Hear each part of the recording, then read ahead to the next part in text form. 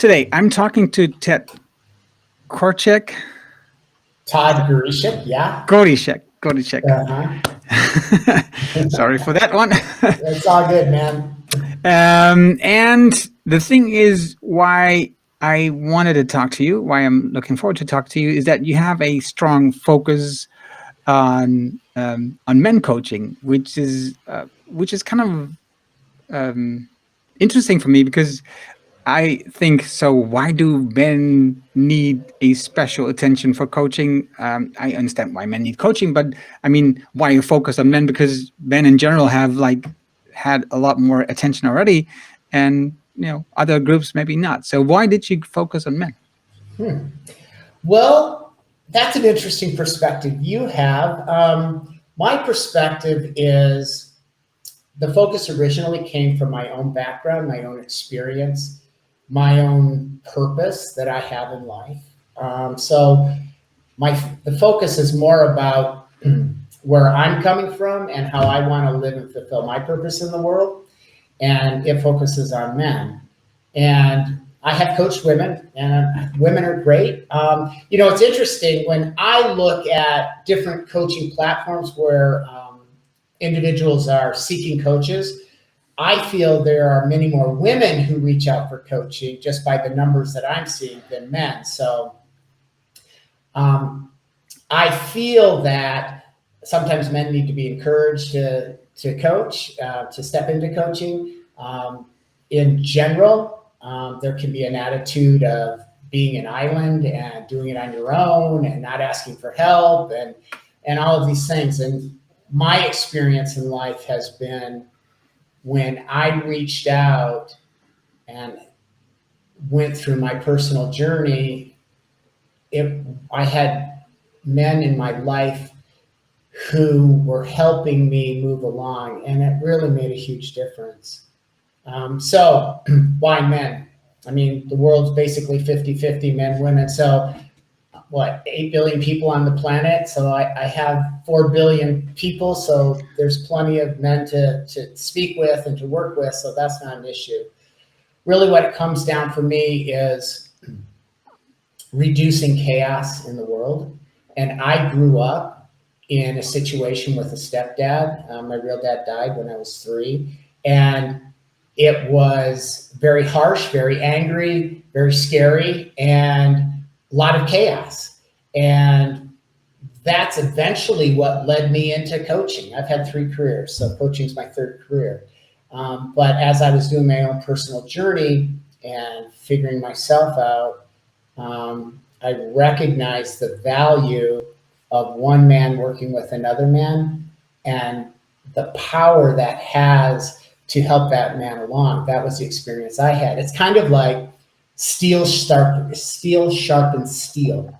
And I receive and get wonderful things from women, and there are some things that help me as a man to look another man in the eye and for him to speak what he sees, to reflect, to challenge me, to reflect the gold that he sees in me. And coming from a man, that's a very powerful experience. And so that's what I try to create in my coaching as well.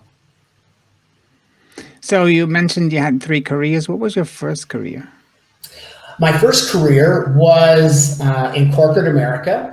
And I went to college and I was pre-med. So I did all the pre-med courses. That was the thing I had to work out in my personal journey. It was more of a family expectation.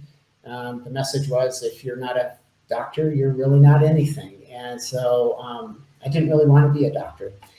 But I did pre-med, and I also got a business degree. I met my wife in college, started our family. I have 2 terrific sons who are grown now. And as I graduated from college, or it got time to apply to medical school, I had the business degree. I had my family, and I'm like, no, this isn't what I want to do. So I went into corporate America.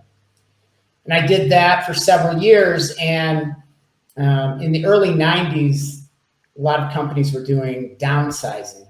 And I was a company at the time, a large company, and they did a downsizing, and they basically eliminated my next 3 jumps. And I'm like, wow, this is not good. So I thought, well, maybe I should have been a doctor. So because I had the pre-med courses, I could immediately get back into school as a pharmacist. I applied to pharmacy school, got right in. I knew I had to get some more school behind me to apply to medical school. So I did that, and I didn't get into medical school. And that's great. I shouldn't be a doctor. That's not my gifting. But I did end up being a pharmacist. So that was career number 2. And I worked in a hospital. I was on the medical team in the neonatal intensive care unit, and I did that for almost 20 years. And it was a great career. I worked with fantastic people. But always my interest was in the relationships and my colleagues and kind of what was going on. My passion wasn't about mixing drugs and providing drugs and doing all this, drug therapy and calculations and all that stuff. I could do it, and I did it, but there was no passion there. What happened with me, I was 40 years old. I mean, it's so cliche, right? So cliche, 40 years old, midlife crisis, whatever. By the way, I trust a midlife crisis at 30, at 50, at 40, and at 50. So I just turned 60, and I don't feel like there's one here or around the corner. So I think maybe I've worked through them all. But anyway, at 40 years old, I'm looking in the mirror, and I'm like, you've got a really great life. You've got a great career. You've got a great family. Everything looks really good. But I was dying inside. And I was dying inside because the experience I had growing up, when I was 17 years old and I left to begin college, I had no self-esteem. I had no confidence. It was horrible. I was smart, and that's the thing that saved me. I mean, I could navigate. And but at 40, I'm looking in the mirror and I'm like, dude, you are still that same 17-year-old kid that is just lacking any type of confidence and assertion to push into what you want in life. I had created a nice life, but I put it in a very tight box because I could control it. It wasn't scary. It wasn't, challenging. I mean, it was safe. Created a safe box. It was also suffocating. And I couldn't do it anymore. And so at 40, I did a deep dive into self-development, personal growth, men's work. And it was in that process that I found my base. I found my confidence. I found my brilliance. It was transformational. It changed the game. I blew the box up. And, I was on that path fully, entirely for like 15, I'm still on the path, but a good 15 years.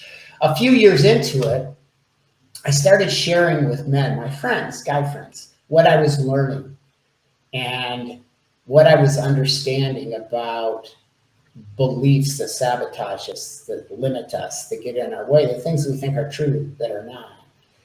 And as I was sharing with my friends, I was watching them create a different perspective on their lives and the things that they could do. And this expanded out, and I started holding men's circles, and guys I didn't even know were showing up. And I was doing this for years. But over those years, what I was seeing were tremendous transformations of men taking a step into a new career, a new challenge, creating relationships that were what they wanted and not what they had been getting. And I'm like, holy smokes, this is pretty cool. And it was much more exciting than pharmacy. So in 2014, decided to do another career change. And I went to coaching school and did that for about a year and a half. I was still a pharmacist. Got that done. In 2016, my wife and I sold everything we owned. We moved to Ecuador because I had always wanted to live on the ocean and I could afford it in Ecuador. And I wanted to learn Spanish and I wanted to have a non-US life experience. And I wanted to start my online coaching practice. The plan was always coaching online so I could basically coach from any beach in the world. And that's what I do. And I'm still doing it today. So right now I'm in Colombia, kind of bounce back between Ecuador and Colombia. And been doing it since 2016, working full time with men, helping them with their career, their relationships. I'm living my purpose Um, every day, I am excited to get on a call with a guy to help him figure out how he can step into his fullest potential and how he can push into that growing edge. And when all of that's happening, what I believe is the man is more authentic, more congruent, more in line with his own purpose and passions. And when you're doing that, that sideways, chaotic garbage that I grew up with that affects relationships and families and all of that, it doesn't happen or happens less, right? Right. And so I feel I'm contributing that way. So coaching is my third career. Right. Long answer to your question. But also, at some point, you were a real estate investor. Yeah, I've always had an entrepreneurial spirit. So even though I was a pharmacist, I was always pushing into some different areas, trying to touch a place of enjoyment, success that I had. Real estate was one vehicle to do that. So I did that for a number of years while I was a pharmacist. That was just a reflection of the entrepreneur in me wanting to come out. Right. Right. So you mentioned that at some point you felt, maybe even three times now, like 30, 40, and 50, you felt like you were dying inside. What was that like? How did you see that? How did it come out? Yeah. It felt suffocating in the sense that I wasn't fully engaging in life in the way I wanted to do it. So what it would look like is I felt very uncomfortable around men as far as my ability to keep up, to perform, to compete, to do all that stuff. So I would shy away from sports activities. I would shy away from some social engagements. I mean, and even if I did it, there was just this dis-ease, this uneasiness in me. And that was just a reflection of the lack of confidence and self-esteem I had for myself, which makes me laugh now in a way, because it feels so different today. And yet it was a real thing. And it just kept me stifled. So I talked about how I really want to see a man step into his fullest potential and step into that growing edge. That growing edge is the place of uncertainty, right? You can't see it all clearly. You have to step into it. You can see a little bit, step further into it, you see a little bit more. But that is a scary proposition on some levels. But once I did that, I learned to trust myself, and I really had an understanding of what I could do. So that the critical moment was at 40. At 30, was just more of a looking at what I'd done in my career so far, feeling dissatisfied about it, and just thinking I need to do something different. I wasn't even close to really looking at me internally and everything that was going on. I wish I would have. My God, if I could have done that at 30, I mean, save those 10 years before I started this journey, phenomenal. And I'm happy. It is what it is. And, I take it as it comes, but earlier the better. Right. And do you feel that, no, different question in a different way. How do you feel that habits play a role in this? Because you talked about small changes in getting to the new way and finding the scary, overwinning the scary part. Mm-hmm. How do habits play? Well, habits are a muscle, right? I mean, it's no different than working out and building a muscle. So the more I put myself out there, the more I engaged in actions and activities with other people and places, the more confident I became in being able to handle the situations, the conversations, the activities, whatever it is, right? I tell people, my wife and I sold everything we own. We moved to Ecuador, blah, blah, blah. And they're like, oh my gosh, I could never do that. And it's like, that took me 10 years to do. I did not move. I mean, I started the thing at 40, I kicked me off, but we didn't move until I was 53. So there were several years that there was just a lot of thinking, and not a lot of doing. And if you want to get anything done, habits, you need action. And, but what I started to do was challenge myself to learn, to grow, to practice, and it got easier and easier. And then I could take bigger steps. So the bigger step was, wow, I've been helping people in a coaching mode, but it's not really official. And what would it be like to actually do this as a living, as a career, and have that as my source of income, livelihood? And that was a big deal too. But it was just building it up, taking action, taking steps, and then it finally happened. And so then I wanted to have this career in a foreign country. And I think, that was kind of the big deal, but I worked up to it. And it was just from good habits of pushing myself and engaging in conversations with people that challenged me, that helped me to see, can I coach, right?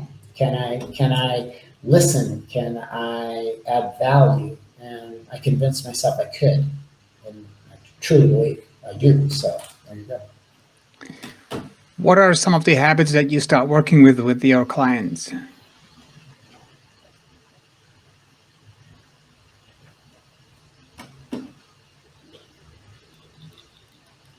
I think goal setting is one that I start with. It's like identifying goals that you want to create, and then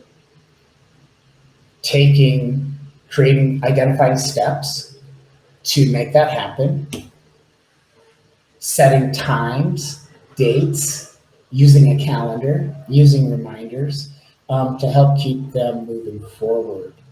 So within that coaching, I mean, we can follow metrics. I mean, sometimes it's exercise, sometimes it's managing anxiety or stress and tracking that. And so that becomes creating processes and practices and doing them to help navigate that landscape. So basically identifying what it is you want, identifying a practice or a process that's going to help you get there, and then track it. That's how I do it. Right. You are certified by the International Coach Federation, or a member of. How important is that for your work? How important is that for you? I am a member of ICF. I'm not big on certifications, right? I am not big on that aspect of it. I have a bias that many people get educations that they don't use, or they may not need, in a way that, and I think maybe this is some of my entrepreneurial spirit coming out, to be able to go and make their way in life. What I love about ICF, and I think it's valuable and needed, is a standardization of our coaching industry, right? I love the ethics and values that they hold. I love being a member that I am going to hold myself accountable to that standard. And I think that's important, because in coaching, anybody can call themselves a coach. You can go to any type of training to be coached. It could be an online certification. It could be a one-day class. It could be whatever it is. And that's why I don't put a lot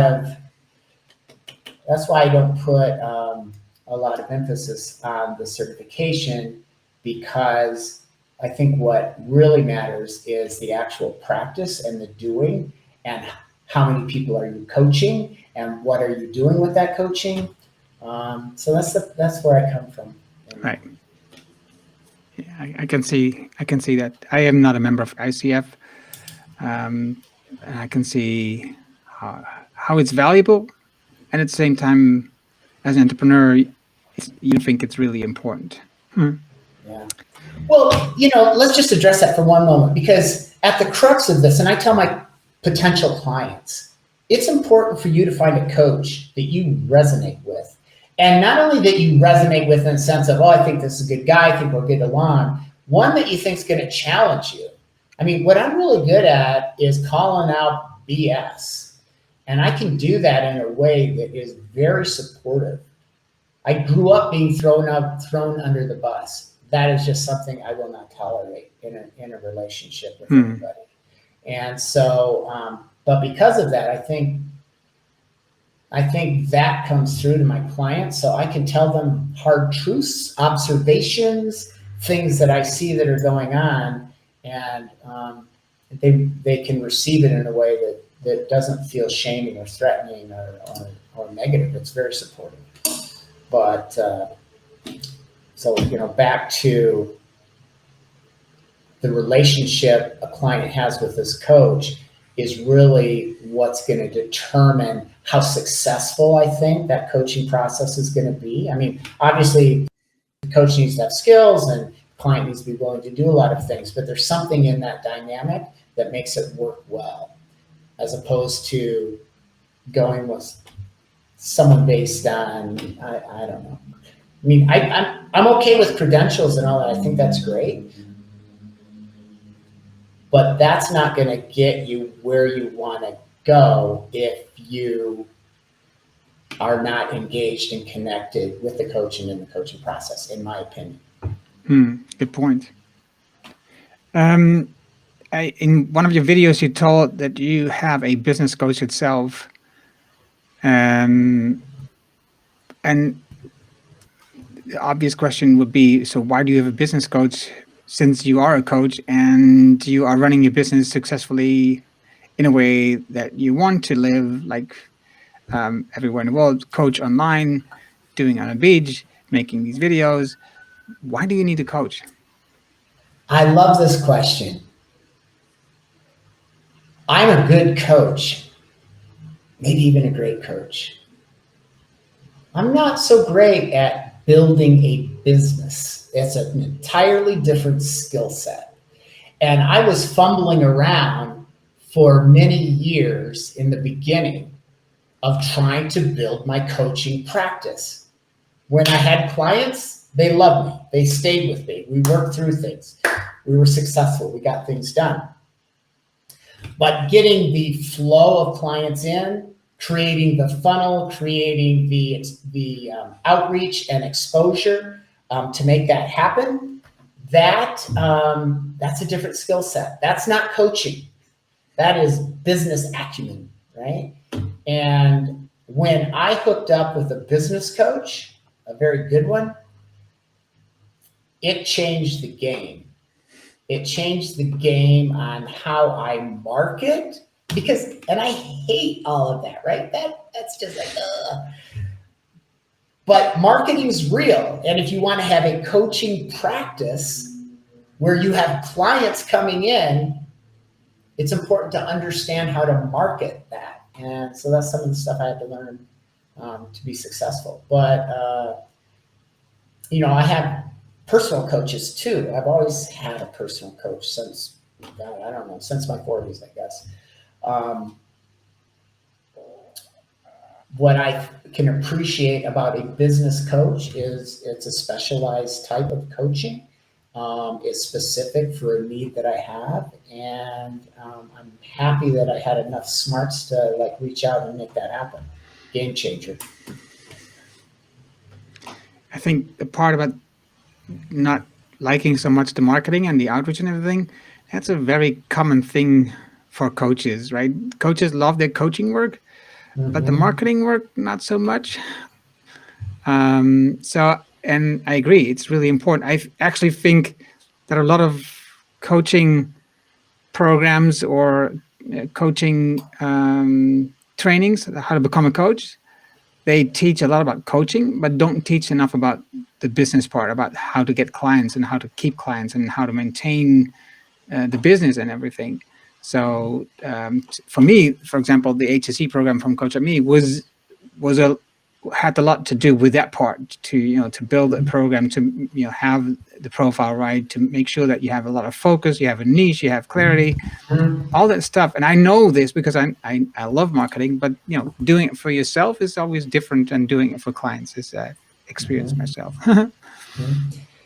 Great point. I think that it's important to recognize coaching itself requires a certain kind of skill set and ability that I agree with you. People go into coaching, they have. I mean, that's generally what draws them in. And the whole business side of it is a different skill set, and that person may or may not have that. And I didn't have it. And it's not that a person is not smart enough to figure it out. It's I personally had to work through some of my own biases and mind blocks and beliefs about marketing because it's cheesy to me, right? It's like, but I found it was great. I found how to do it in a way that's authentic to me.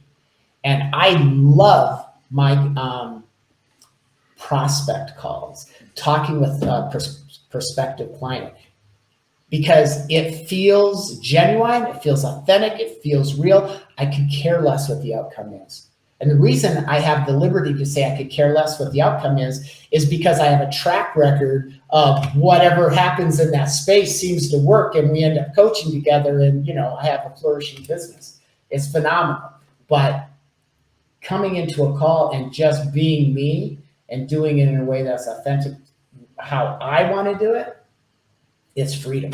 It's total freedom. I love it. How do you get those calls? What do you do to get those calls? I use a couple different coaching platforms for leads. I have my website, which draws some people in. I have my YouTube channel, which also helps. I have referrals. Coachdotme. Got clients from Coachdotme that I continue on in a one-on-one personal coaching. So that's pretty much how it is. And then I do newsletters, right? And that kind of stuff. How often do you send newsletters? I send newsletters out twice a month. Okay. And it's just a way to engage with the people I have coached, people I am coaching. Right. And you put those newsletters as posts on your blog too, right? All right. They go to my blog. And do you combine the topics that you discuss in your videos with your newsletter? Is that the same topic, or how do you do this? Sometimes it is, sometimes it isn't, right? So I'm big on repurposing. If I can do a video and I've got a topic and then I can turn it into print on my blog, I'm certainly going to do that. Oftentimes my newsletters, because I do them twice a month, so I've had a couple of weeks to have some client engagements and conversations. Sometimes there's something that comes up that I feel was significant, interesting, powerful, helpful, and that will be the topic of the newsletter. It's pretty organic. It's been suggested to me by my business coach is to put out topics right now for the rest of the year, and that's just not how I roll. I don't like it. I like a little bit of spontaneity and organicness in how I do stuff. Right. I saw a post. It's a bit older, but it triggered something in me that I wanted to at least ask you questions about it. It's on LinkedIn. It's about, but I'm a decent white guy. And it's a post from 2016, so it's a bit older. But what triggered that post for you? Why did you need to write that? So I'm all about connection, right? And at that time, what was happening and was going on was a lot of division in the US. And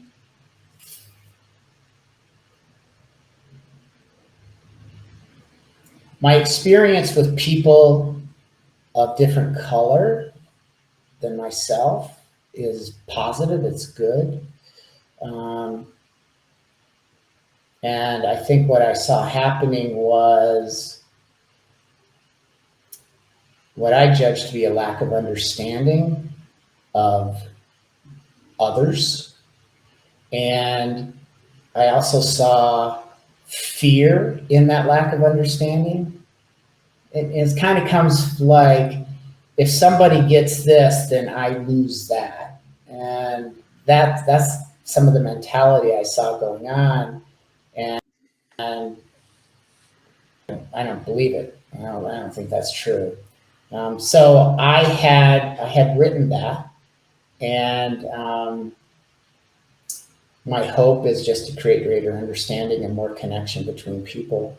I mean, it's the whole reason I went to Ecuador, to live in a Latin country and learn a new culture, be part of a new culture. Um, it makes the world better. The more we understand each other, the more we see how we're so much the same, and then how the differences we have are actually beautiful. They're special. I think that's cool. So Hmm. that was my drive in that. Do you think, because I didn't see that kind of similar topics anymore in your latest videos, do you think it's the same, getting worse, or is it better the way that we understand each other? Well, maybe it depends on what country you're in. Hmm. Um, from my perspective as a person from the U.S., um, I do not think it's getting better. I still think it is what it was in 2016.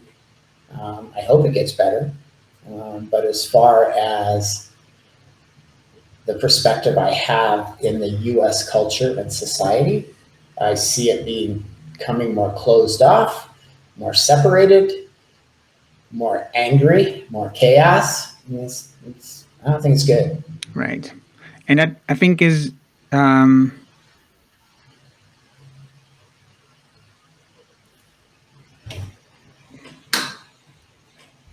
I was going to say it has a lot to do with the things that you probably talk about in your coaching with men. In my coaching, I do not approach politics Hmm. or religion. Um, and the I, reason I don't do that is because I coach people that have different viewpoints, right? And my interest is connecting with you as my client in the coaching relationship to really get to your authentic self and whatever it is you're working on or doing or wanting, and for you to be congruent in your choices, and for you to be aware and take ownership of consequences, right? And conversations about the other stuff gets in the way of that, right? and I understand, and also I think the thing that you described with your own experience was that you felt you were living in this small and tiny box, and you need to expand and grow. And the things that were happening and still are happening is the fact that, I think a lot of men specifically are in this tight box and want to keep that box as small as possible, and that's why they fear the change, and they um, make noise against the change. Yeah. I think fear causes us to create a contained environment, to build a box, to keep us safe. Um, and so a lot of what I do in coaching addresses beliefs that have led to that fear, or false beliefs about ourselves that keep us maybe on the defense with others. And when we can work through that, and you understand who you really are and the brilliance that you bring to the world, um, there's less anxiety. There's less negative energy going out about trying to protect yourself, or I don't know, to be aggressive. Uh, I think when you and I, as men, understand who we are and what we're about, that's a solid place to stand on. And I can I can allow people to walk their own journey, grow in their own way, give them space to do what needs to be done. Because I know who I am, and I can state who I am, and I can state what I'm about, right? I don't have to apologize for it either. Um, but I can allow people the space to grow. And I think that's important. Right. So, just to like get back to the beginning, is what is your mission? What do you feel is your mission in life? Yeah, I have one. So, um, I'm about is creating a strong and compassionate world. I do purpose mission statements with men all the time. And so my buzzwords for me are strong and compassionate. And those words are like an iceberg in the ocean. So strong is the tip, but strong represents justice, fairness, equality, integrity, accountability. I mean, all of that stuff, right? So I'm about bringing that more of that into the world. And compassion is about love and kindness and sensitivity and caring and maybe some self-sacrifice. I mean, whatever that is, right? But that's the kind of world I want to create. And I'm going to do that by creating a transformational space. This is what I'm really good at. I can create a space for a man to do his work, to deal with what he's got to deal in. And I can do that because he feels empowered, he feels trusted, and he feels understood. And that's the space I can create. And Right. that's where the magic happens. And it feels almost like a contradiction or like a dynamic balance, right? So strong and compassion. Mm-hmm. Yeah, I could see that. I could see that. Um, I, uh, I enjoy the male archetypes, the four male archetypes of lover, warrior, magician, and king. And so warrior to me, so like strong, right? Warrior to me isn't so much about fighting and war and things like that. Warrior to me is about the strength. It's about the brotherhood. It's about having the strength to stand up and speak out when you think things are wrong. Or it's about the strength of um, speaking your own truth about who you are and what your boundaries are and being able to maintain them and identify them clearly. I mean, that's a lot of warrior work because it's easy to go with the flow. It's easy to just agree when you don't agree. It's easy to be quiet. It's easy to do all of that stuff. It takes some real strength to do the other. Okay, so I want to show people this is you on Coachdotme. And so this is your profile. These are your some of your packages that you have. For example, the Go Getter, like you just mentioned, setting goals, getting to the goals, and waking up early. Accountability Accelerator. So these are some of the programs that you do, and you have these great videos with the program. So that's a way to get to know you. Your website is here as well, and if you look at YouTube on your channel for Empowered Men Coaching, then you can see all these videos of you. If you also want to, I'm going to shut this and go back to this here. So yeah, if you want to go and visit that profile, you just can scan the code or just type in the URL, which also at the bottom, which is easy, coach.me/Todd. And then you directly go to his profile and you can see what he's doing, and you can look at other things as well. It's like career and confidence for men. That's what you do. So thank you, Todd, for sharing with me something I don't focus on a lot about, these things about men. Even I work with entrepreneurs, and most of them are male, but I'm focusing most on the business part and not so much on the men part. But it was good to learn from you, and also by finding your own road in through your life that could use this, and also moving to a different country and finding other cultures and learning from that. I think that's interesting too. So it was great talking to you. Thank you. Well, thank you, Erno. I appreciate it. And I really appreciate you doing what you're doing here as far as speaking with different coaches and seeing what's available for people to help them on their journey, take that next step, become that next better person they want to be. So good on you. Thank you. Thank you.